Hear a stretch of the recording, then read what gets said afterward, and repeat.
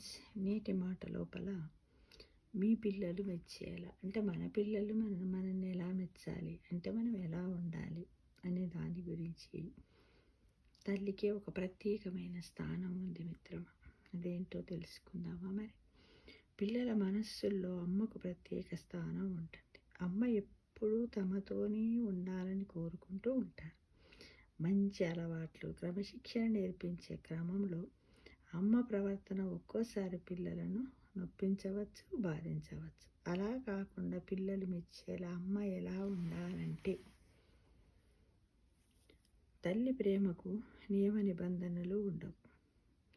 ఎలాంటి స్వార్థం లేకుండా స్వచ్ఛమైన వాననీరు వలె ప్రేమ ఆదరణలను పిల్లలకు పంచాలి.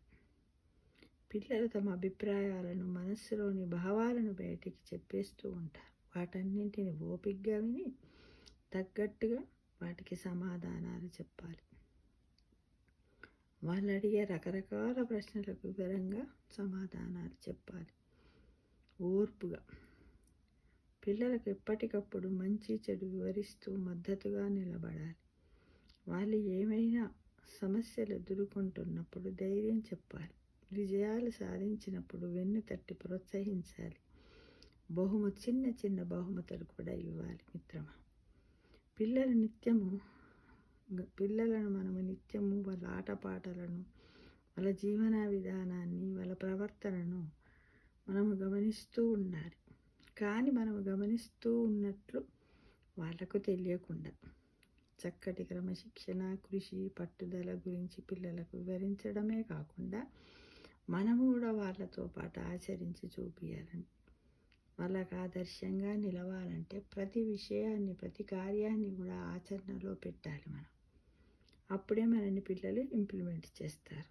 చదువుతో పాటు ఆటలు, కళలు, ఇలా ఆసక్తి ఉన్న వాటిని నేర్చుకునేలా పిల్లలు ప్రోత్సహించాలి.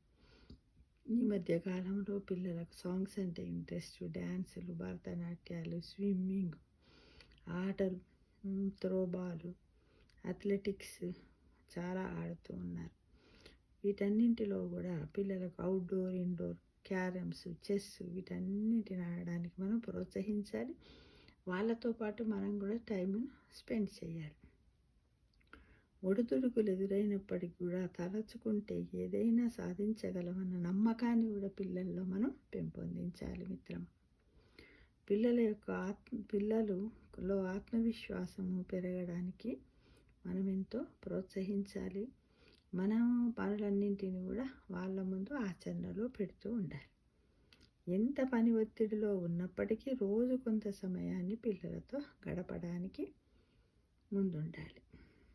ఇవన్నీ కూడా మనం పిల్లలతోటి ఎలా ఉండాలి ఏంటి అనే విషయాలను తప్పకుండా వాళ్ళ ధైర్యంగా ఒక ఫ్రెండ్స్ లాగా ఉండడానికి మనం అందరం ప్రయత్నించాలి.